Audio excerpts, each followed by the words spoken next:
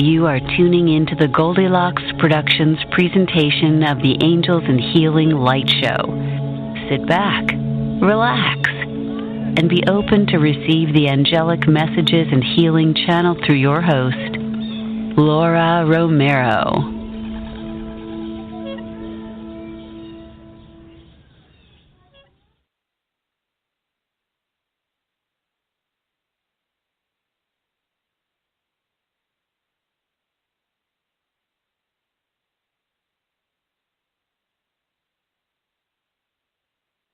On.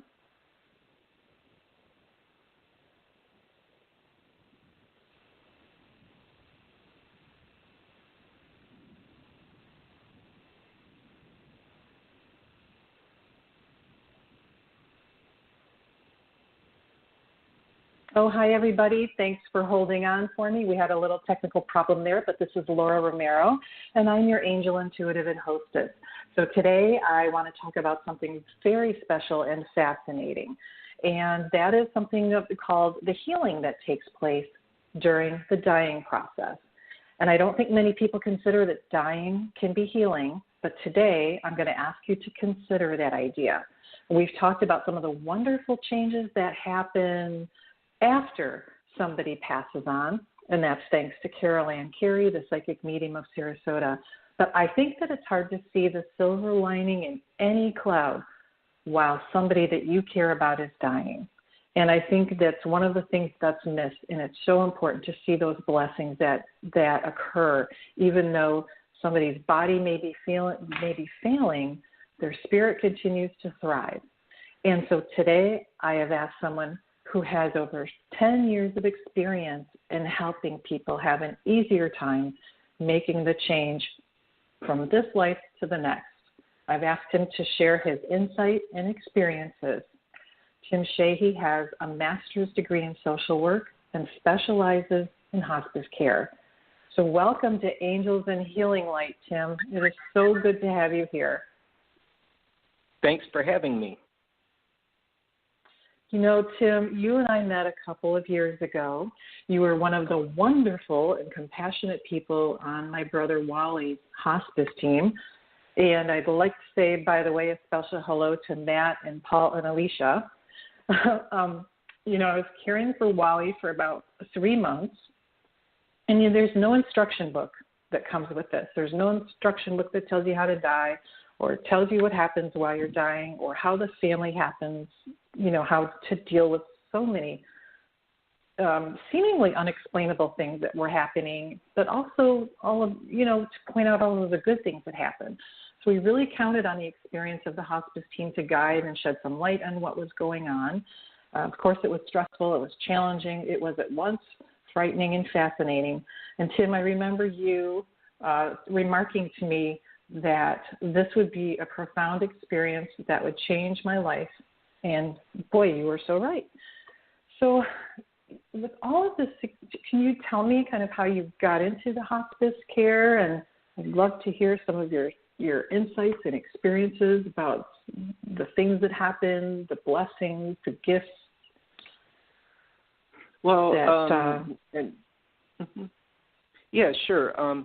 So again, thanks for having me. I had been in social work for quite a while now. I graduated with my master's in 2000, and from there I went into the addiction field and worked in there for a number of years, and then I, through counseling, through some practice in the community, I found a real, I don't know what it was, but it kind of a sense that, you know, maybe hospice is something I should look into. I had a couple of colleagues suggest that of me. I tend to like the elder population. It's a very fascinating and rich community. So eventually I found my way into hospice. I've never been too afraid of the dying experience, which I remember a particular time when my aunt was dying in the hospital, and I did not hesitate to go right up to her and stroke her hair and just be there. And I don't know, what that's all about, other than, it just seemed okay at the time. And so I'm pretty comfortable in the arena. So that kind of, those types of experiences, along with when my dad was passing, he did not have an easy death at all. He passed of cancer, and there was a lot of symptoms that are very common with people that are passing that were not under control. And he did not have hospice care at the time. So with my being in hospice now, and the perspective of that experience is really helpful, because I know that had he had hospice, maybe that transition for him would have been different. So, but that kind of just all, brings it all around to here. And that I find that in our American culture, first I'll start with this. In our American culture, we don't deal with death and dying very well. I think because it's a very youth-oriented and outlook on things, and everybody and everything is changing, and there's always new, you could say new programs, new technology, something always new is coming about, and that's always, it seems very young, So, so the understanding of it in our culture can be difficult, and it's troubling on some level. When it comes to death and dying, we can have a avoidance of fear towards it. It's still a kind of a taboo to talk about openly. Although there are death cafes, I don't know if you've heard of those before. I have not. Death cafes are, and I haven't been to one, but from my understanding is that they are people who are interested in the dying process or death, and they want to be able to be comfortable talking about it. So they'll actually go to a cafe and have a discussion about dying, which I found, fascinating. And I've heard about that probably about 3 years ago or so. So there might be some in around Florida or wherever you're at, if you're interested in kind of an exciting exciting cup of coffee, you could say. So, you bring up a really good point about it kind of being taboo, and I think people just don't know how to talk about it. Yeah, and I think that for some cultures and for some people, it's if you talk about it, it's going to happen. You'll make it happen by talking about it. And that, that stems from a lot of, magical thinking, that we have some, power that just by the spoken word, it will manifest. And the other reason why it's taboo, is that death is viewed as a failure in the medical community, which is not a fair thing, but it is. So our good doctors and nurses and our researchers and everything and everybody that really tries hard to find cures and ways to prolong life, once the death is inevitable, once a person's terminal and they can't do anything about it, then there's sense of, we failed. There can be this sense of we failed. I wish we could have done more. There must be an answer. And actually, no, this is a part of the experience of our existence, right? We come into this world and we're going to leave this world. So, with the medical community, in a lot of ways, there's this underlying expectation that they're going to be able to cure death. They'll figure it out, right? And so that's another kind of taboo about dying in this country, and that all medical doctors are comfortable with death and dying. And that's a taboo that's not true. We have to remember that our medical teams they're people, and they come from various cultures, various families, and not all of them are comfortable about talking about it. So those are the people that we're looking up to kind of guide us with these huge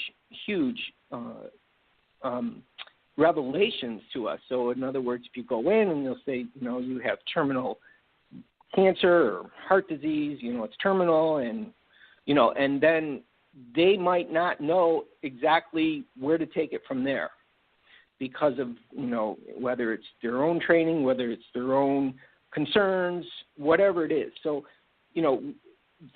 the idea that we pigeonhole the medical community as it should be this way, when in actual, it's not always going to be that way. And so that's a really important thing to understand, because the good thing about hospice is that we can come in and try to fill that gap. And often we do, especially even in the hospital, So, there is a lot of things that we're working upstream on in this American culture with regards to dying and death and its understanding. I really believe that if we had more education and more attempts to understand that this is normal, that this is okay, and that it's not bad, that there is the suffering can be lessened. It can be relieved, because the acceptance would be much easier. Not that the loss wouldn't be hard, but the acceptance of the reality would be much easier, which I think is two different things. I agree with you. And I've seen you do some wonderful things when you were with Wally. I know some of the talks you had with him. I don't know what you talked about. That was between the two of you, but I know that you brought out a lot of peace to him and helped him accept what was happening. And, he was Mr. Oh, okay, well, it's cool. And he's, kind of always like that. But, it was... he did a pretty good job, but I know that you helped him so much. There was always a sense of peace when you would spend some time talking to him. It's like it just took a big burden off of his shoulders, off of his mind, off of his heart, I think. Yeah, I think that Go ahead. So I think that in and of itself is one of the things that people struggle with. Obviously, nobody comes and gives you an itinerary, unfortunately, and tells you what the weather's going to be like, where you're going next, how to pack, who you're going to see, what's going to happen, and it's just such a mystery. And then you're dealing with family who's trying to navigate the same situation, but from a different viewpoint and from a different position. And it can be, I think, profoundly simple is a term that keeps coming up. I mean, the process of itself is simple, but it's awfully profound way to get there. Yeah, and you're right. There's a lot of simplicity to it, because I think at the core it is so fundamental. I mean, obvious, but it is so fundamental to this experience, right, that we have. And you're also right in that there are two distinct perspectives of the experience, right? So oftentimes when I'm talking with the patients, I'm listening, and when I can talk with the patients, obviously not all patients are available to talk to, but when I do, you know, I know that there is a lot of internal dialogue going on for them, as far as coming to terms and trying to understand what's going on for them. And I also believe that with anything, like if you are trying to learn something, I kind of think of it this way. If you're trying to learn something, and it could be like a guitar or whatever, and you struggle and it's frustrating and you just don't get it and and then over time, you know, that instrument, it becomes familiar, and pretty soon you're able to play some notes in music, right? And I think that in some ways it's like that, in that at first there's this struggle to understand and try to kind of get grips with it. But over time, I think through the contemplation and learning about loss, learning to let go, learning how to, that it is okay, you know, because we're not going to bring any of it with us anyway. So that people do find that sense of peace internally. Now, I wouldn't say everybody's like that, because I don't think my dad experienced it necessarily like that. But there is that, and Wally very much had that. I think that he, you know, from what I experienced with him, I you know, he was very inward, but he was a very contemplative person. He was a great guy. So, you know, and then there's the family, which is a totally, depending on the culture and what's needed, there's a lot of education is needed, because our perspective is certainly not the person who's sick and is dying. We're coming from a culture that wants to revive, to get the person stronger, to, you know, we don't want them to suffer, obviously, but we want to make sure that they're okay. Some of that is feeding. Some of that is if we can get them to eat, if we can get them to drink, if we could get them to move around, then that will ease, you know, the suffering. And that really has a lot to do with the family or the caregivers, as opposed to the person who's actually sick. So there's where there's a kind of bleeding into each other's path, you can kind of say. So the family is working hard to understand what's going on, and they come from a perspective of, you know, this is how we care for our ailing loved ones, which is completely normal, right? It's what we do. Right. That is why the education about dying is so important, because being sick is one thing, dying is different. Dying is its own. I like to, when I talk to families about it, dying is its own stage of existence, much like birth. I always equate it to birth. Dying is like birth, and how I explain it like this is that we are going from this world that we know, and we're transitioning into something else, right? And in birth, you go from an environment as an infant to totally dependent on the mother. You're coming from a place where you don't even breathe air, and the transition into this world is difficult for the mother, difficult for the child, and for that child it is a kind of an exposure to this new, completely foreign environment, and having any sense of ground with that would be scary. And the babies are crying. Guess what? There's a lot of adjustments going on. So that baby is also soon cuddled with mom, right? So, and that's kind of in the dying as well. We're there, we're walking side by side to help them find that ground on the other side, whatever it is for that person and family.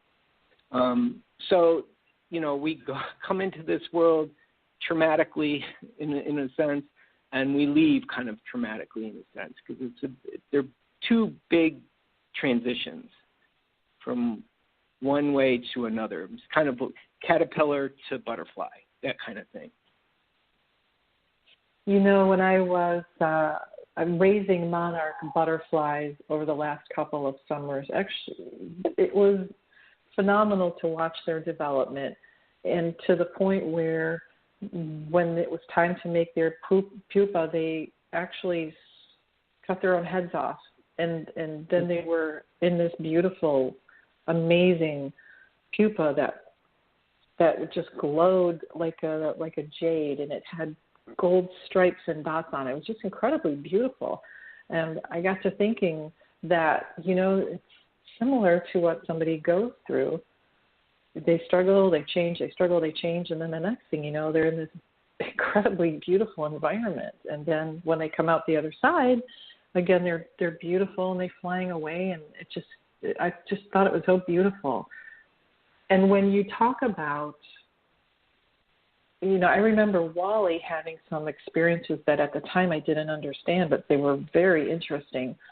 I remember at one time I was outside in his backyard with my cell phone, and he had called me on his cell phone and said, "Can you come inside because I cannot find my legs?" I said, "What? You can't find your legs?"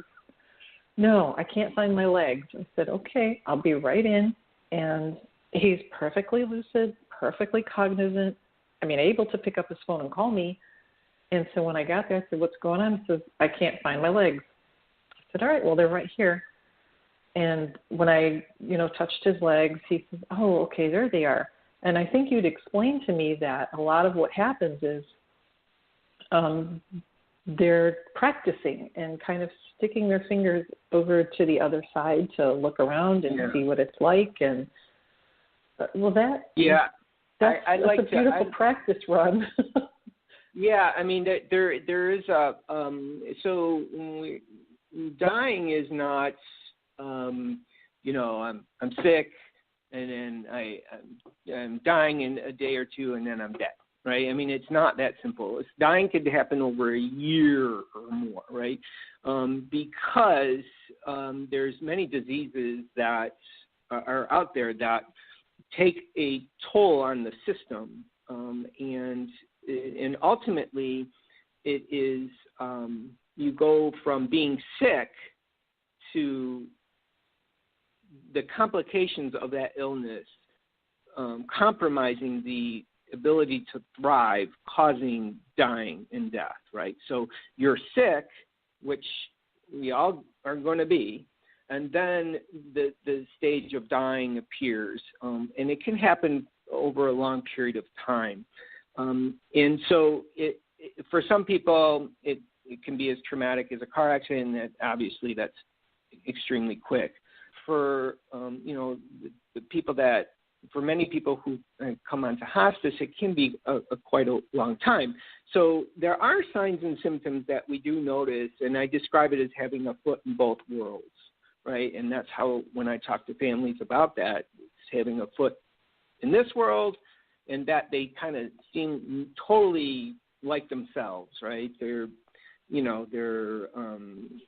talking about their favorite sports team, or they're talking about, politics or whatever it is that they tend to gravitate to. And then there's this other part that it doesn't really seem like them, and which is in the example that you showed, that is your brother was like wondering where his legs were. Now that doesn't seem very logical. He's laying in bed, he has his legs.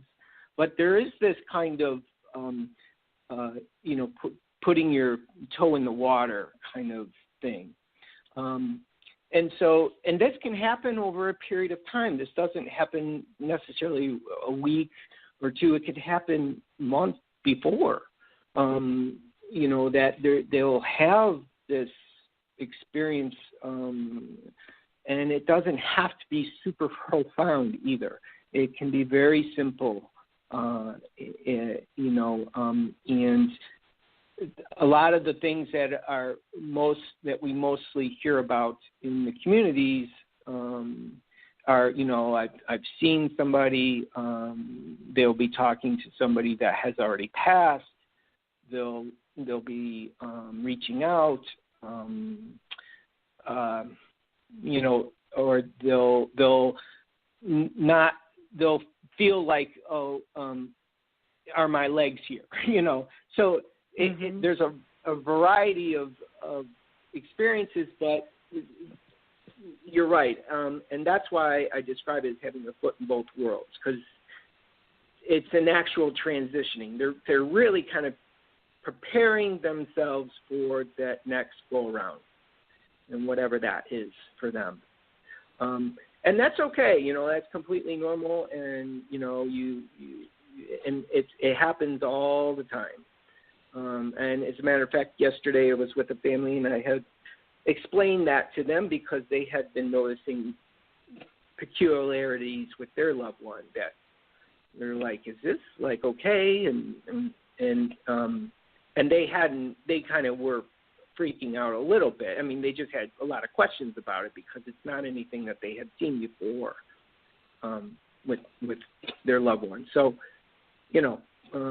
it's something that we see, and I'm sure that most hospice, or probably all hospice workers that go into the homes or hospitals or nursing homes or wherever, they can share similar stories like that. Well, I think it's really important for people to understand that just because the body is failing, the spirit is already at work getting ready for the next venture, the next home, the next whatever that transition is. It's already preparing and slowly introducing to another environment, which I think is really a blessing. And so it's not just, lights out. There's, like you said, it's right, a process, yeah. and it's a beautiful process of introduction. It is. It can be very, very, very helpful for not only the person but the family too, because that obviously gives us an opportunity to explore with them and to let them know that, hey, this is okay, and what it is that they're doing, and they're preparing, and it's kind of like, this is your opportunity to help them prepare, and letting them know that it's okay, and we're going to be fine, and that they can, the person that is passing or in that dying experience, they can focus on what it is that they need to focus on so they can make a smooth transition. And like I said earlier, it's unfortunate that people in tragic situations like car accidents or that don't have that opportunity. But, nonetheless, I think that, that spirit is extremely resilient, obviously, and so there must be, or I'm hoping that there is this kind of timeless, I don't want to, but for us, the time of a tragic accident is very quick, but I'm hoping that maybe it's when you're on that other side, it's not as quick as we experience it as, but I don't know. So, you've seen, I don't know how many people over the last 10 years make this change, and a countless number of families. What sort of blessings have you seen? What sort of gifts, what sort of healing have you seen take place during this process? I think that the biggest thing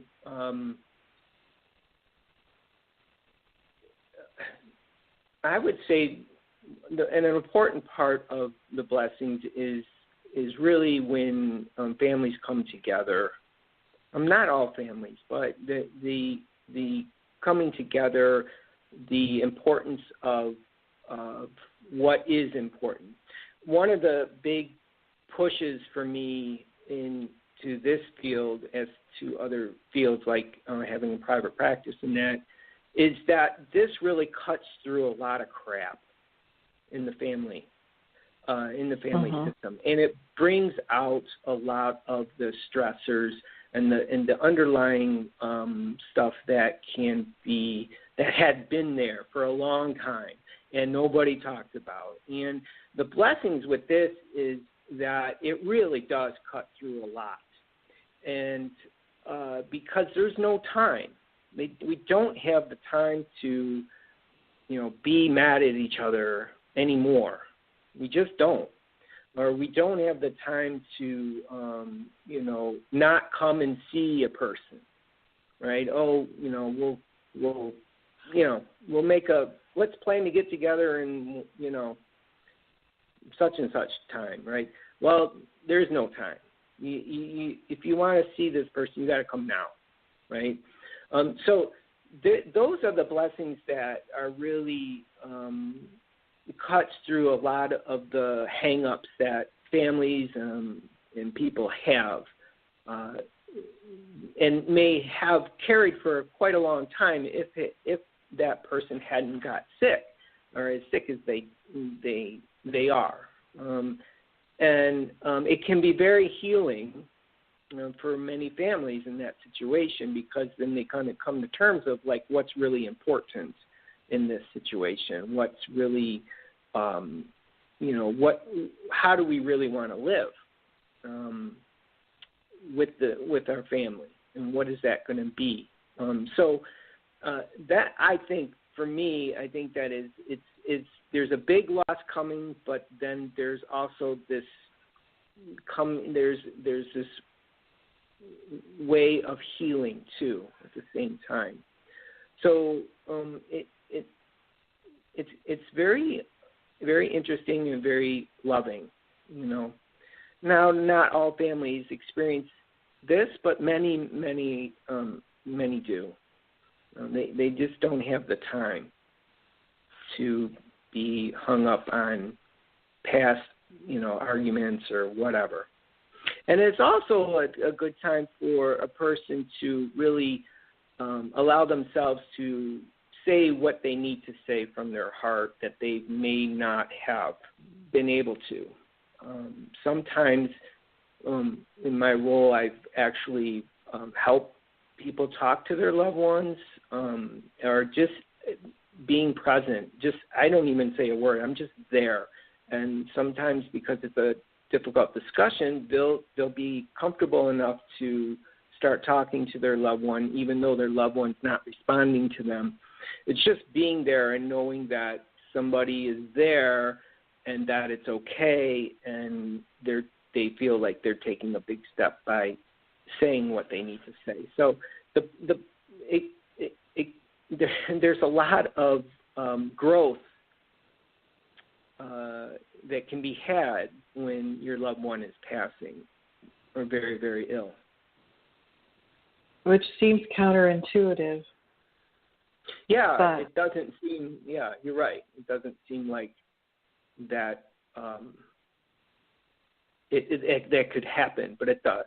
I remember, I'll never forget this, this happened a few years ago, where we had arrived, I talked with the patient, and the only thing he was waiting for was his son to come in from California so they could talk. That was it. And about half hour later, I walk out of his room, and he was in a assisted living, I'll say, and the son had arrived. I brought him down to his room. I went back out to the hallway. I went and was doing some other stuff, paperwork or whatever, and then the son came and got me because he was saying for some reason he wanted to talk to me. I can't remember. And we were walking back to the room, and by the time we got there, his father had already passed. So, I mean, but the father needed that healing. He needed to see his son, and his son was there, and whatever conversation that they had, it was perfect, and it was exactly what was needed, and which was healing, and it was a beautiful thing, and I don't know why it sticks with me, but that particular one has always remained with me. And those are the kind of things that you never forget. Those are the kind of experiences that hopefully in time overshadow the difficult time that somebody went through while they were in hospice care or in, a dying process. We kind of spend some time, shoulda, coulda, woulda, worrying about somebody's comfort level, well-being, if they're okay, and hopefully in time, those are the things that stand out and remain is, we had that one last conversation or that one last joke or that one last comment that has all the meaning in the world for those individuals. Yeah, and there is a time in one of the very typical symptoms or not some experiences that the dying person has is a surge of what they call a surge of energy, and my dad very much had that. And what I can explain about this is that the person will seem very, very ill. They won't be, they'll be lethargic, sleeping a lot. They'll not be very hungry, if at all. Drinking somewhat, and in general, not very engaged. Or if they are engaged, they just don't kind of seem like themselves. And then they'll have a surge of energy. And I can only say that for that number of hours, my dad was actually back, and he was himself. He had a lot of opinions. It was football season at the time, so obviously, in my area, the professional team isn't all that great, so, he had some choice what there. Team is that? Yeah, right. So we all know who that is. Yeah, so, which was so typical and fun for us because this was how, he was, right? So it was, I was kind of taken aback by it because I had never experienced anything like this. I wasn't in hospice when this happened, and I was like, what's going on? Like, I couldn't believe it. And then I was like, well, Dad, let's have some ice cream. And he was in the hospital at the time, and I'm like, have some ice cream. And he wasn't that hungry, but his friends came, family came, and they had conversations about, I don't know, whatever, but it was very grounded in what was going on, right? And a lot of stuff we could very much relate to. And then by the next day, he was unresponsive, and he was transitioning. And so that opportunity that was given was a true healing and blessing, a very, very beautiful experience, because I'll tell you what, I'm never going to forget it. And I knew that he was okay,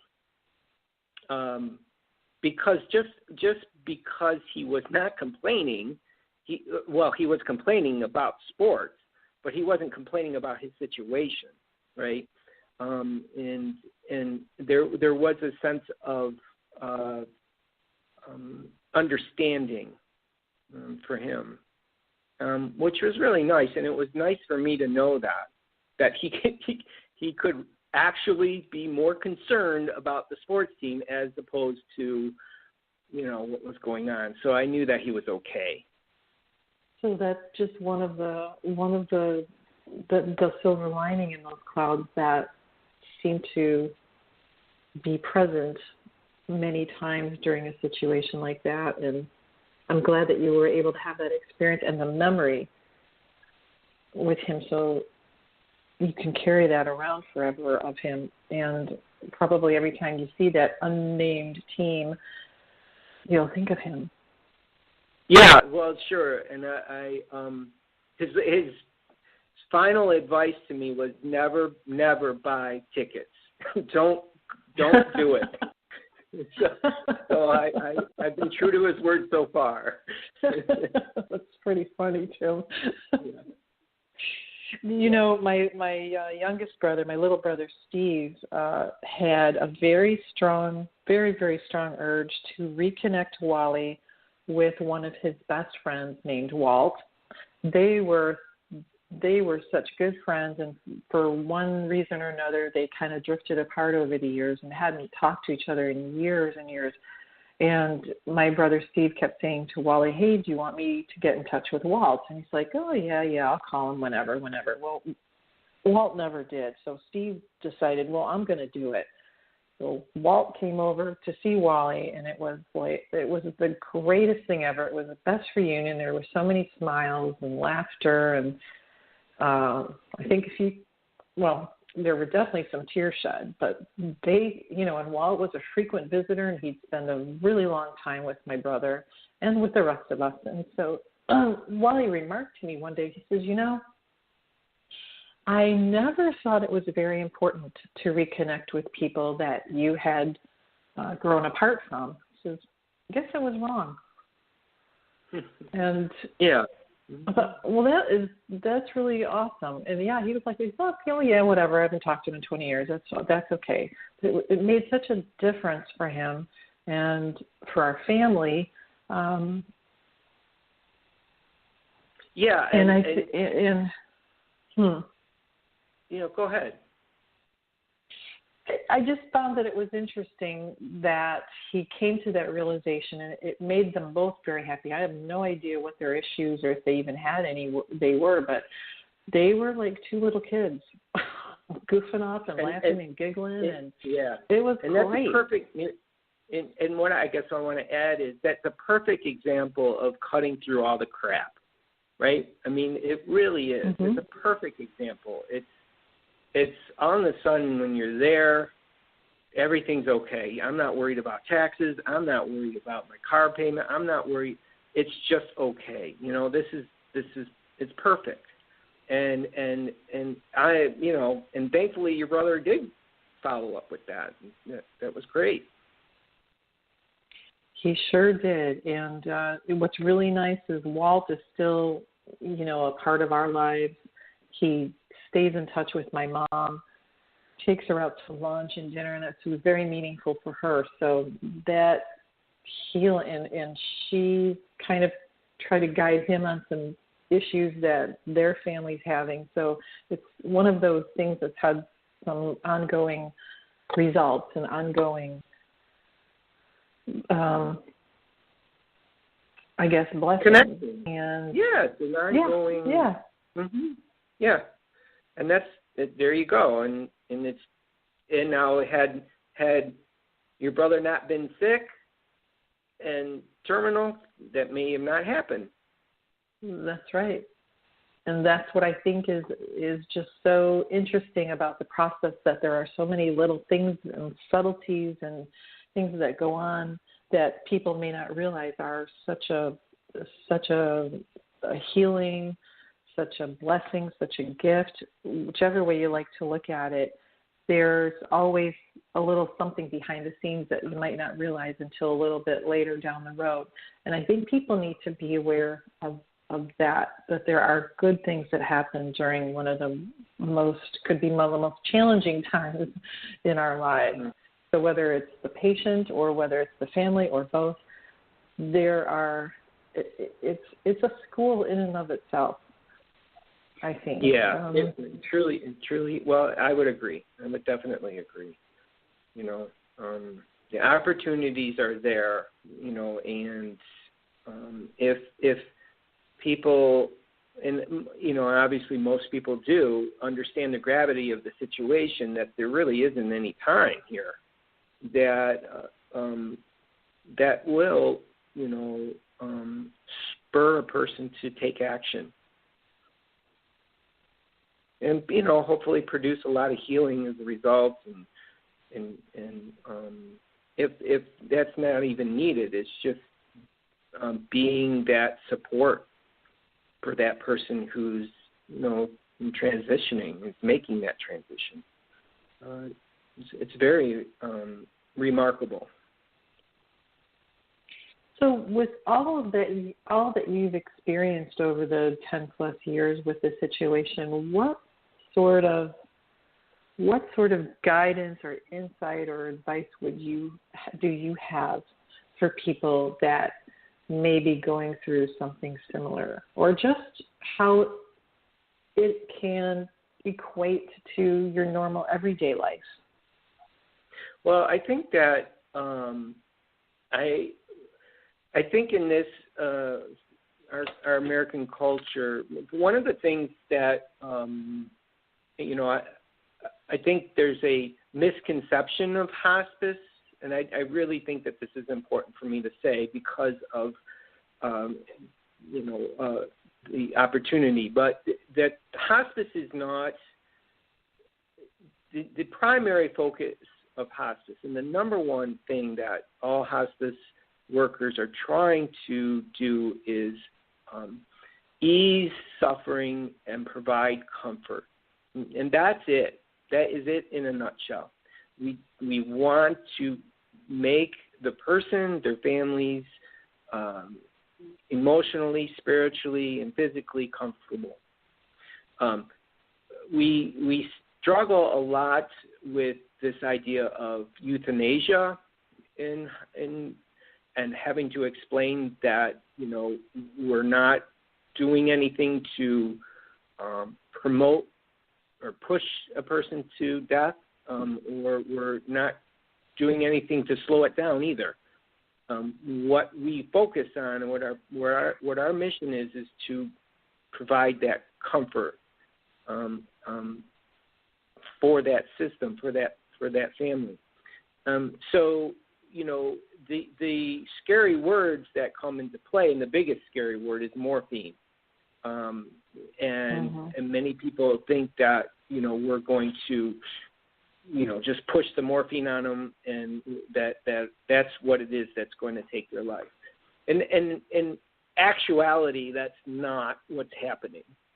In actual, the morphine is going to ease the pain, open up breathing, and allow that person to work on themselves so that they can transition. I like to explain it as if you have ever had a severe toothache or some discomfort that is just preoccupying. In other words, unless I get this thing taken care of, I can't do anything. I just got to get this thing taken care of because it's just too distracting, and I'm uncomfortable, and I'm irritable, and I just want to be left alone. And if you go to the dentist, and the dentist can do stuff to ease that pain, work on the tooth, and eventually, even though you might have that toothache, you might be able to the next day or the next couple of days be able to focus on other things in your life. And the medicines that we use are very much geared towards that, right? So we're not about pushing the river here. We respect people's paths that they have to journey on. That's so important, and that I like to say that we want to walk side by side and help the family do that, because the patient is the captain of their ship, and they deserve that that journey, to walk that path in as much dignity as we can give them. So so if there's anything regarding hospice in particular, that know that we're not about euthanasia. We're not going to withhold nutrition. We're not going to withhold hydration. We always ask if the person is, if they want it, great. If they don't want it, great, because that's what they're telling us. They're the boss, right? And that hospice is not about giving up.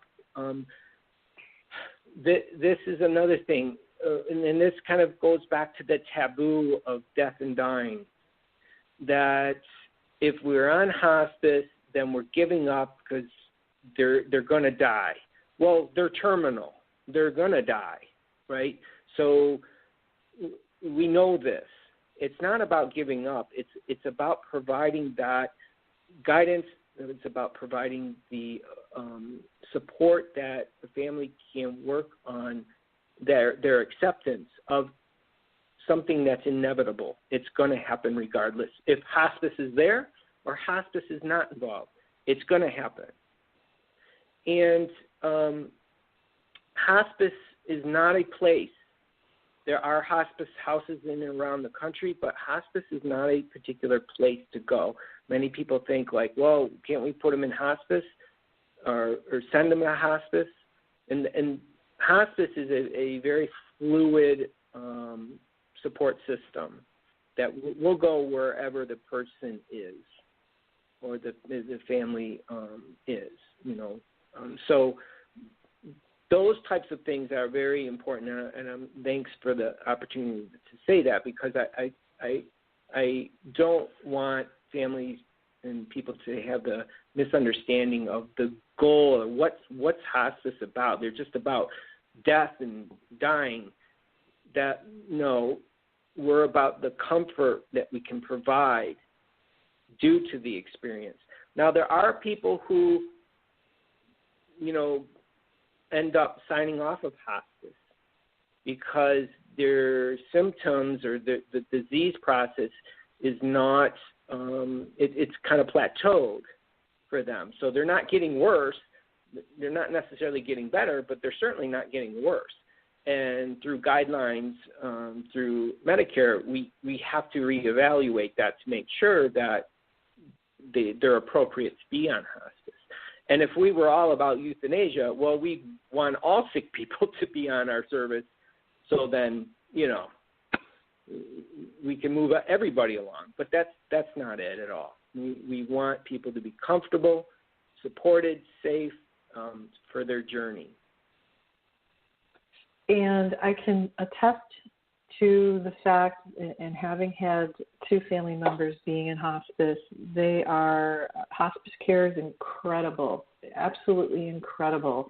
And I don't think I know things would not have gone as well as they did for Wally without you and Matt and Alicia and Paul and everybody else that stepped in to help.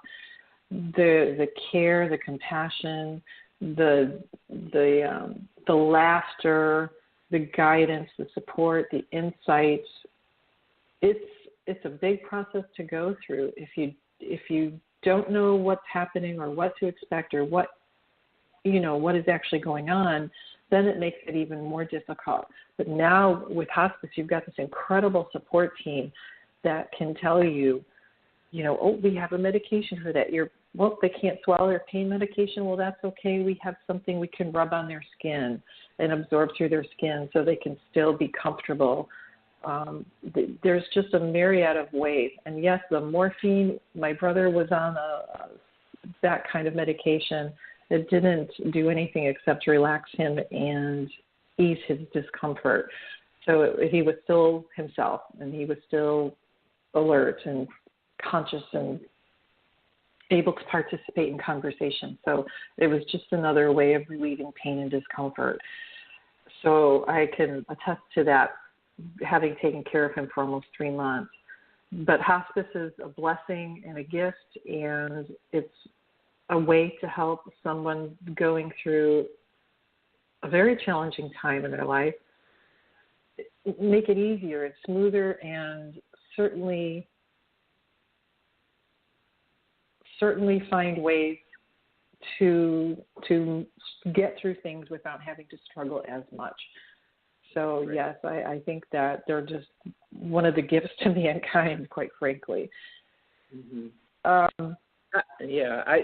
like to say hospice is one of the things our government got right as far as because it's funded through Medicare. So, and I'm grateful for that. Well, I'm grateful for all of you. So I know that many of you and many hospice workers have helped so many people. I'm sure the numbers are just unimaginable and uncountable, but I know that you yourself and all of hospice workers have made an incredible difference in the lives of people. So keep it up. It's important. It's important for us to get the knowledge. It's important for us to get help. It's important to help. It's just the most profound, two of the most profound times in a person's life, and you're there for one of them. So the birth, It's a different set of medical staff, but the transitioning is completely different, and so I think it's I'm grateful, and I'm really grateful that you spent time with us today and explained so many things and brought so much insight, and hopefully, I know it's going to help many people as you continue to do so, but it's going to help reach a different group of people, and hopefully they'll find healing and peace and comfort and some fantastic insight on something that none of us are going to escape. Yes, so true. And, thank you for having me, and it's been a real pleasure. And if there's a next time, maybe, if people want to ask questions or anything, be more than happy to help out in any way I can in that way. All right. Well, we'll make a plan of it then, Tim. And thank you again very much for being with us all today. Now I have to tell everybody your homework for the week. I give homework every week, Tim, for everybody. Today's homework for all of you listeners there is to think about all of the blessings and the gifts in your life, big, small, mundane, profound, simple. What blessings have you received and given today? But also, as I've experienced so many times, people find their way and find their path and find something wonderful after going through a very difficult time in their lives. So what blessings have you discovered while you were in the midst of a very difficult time in your life? That in and of itself is a really important insight and gift. So think about that. And I look forward to you all coming back next week. And in the meantime, remember to tell the ones you love that you love them. And I look forward to catching up with you all next week. If you have any questions, don't forget to email me at laura@angelsandhealinglight.com. All right. No, actually, that's my website. How about laura@angelsandhealinglight@gmail.com? Maybe it's just laura@angelsandhealinglight. Yeah, okay. I know who I am. All right, everybody. I'll talk to you next week. Thanks again, Tim. And thank you, Tiffany and Goldilocks Productions. Until then, bye now.